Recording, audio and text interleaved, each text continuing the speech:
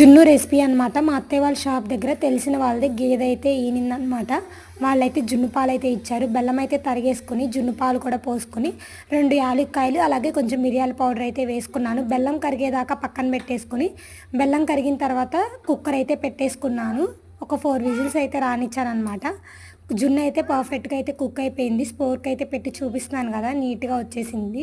జున్ను అయితే చాలా బాగుండిద్ది. టేస్ట్ అయితే నాకైతే చాలా ఇష్టం అనమాట. పౌడర్తో చేసుకుంటాం కానీ ఇంత టేస్ట్ అయితే ఉండదు పాలతో చేసినంత టేస్ట్ అయితే.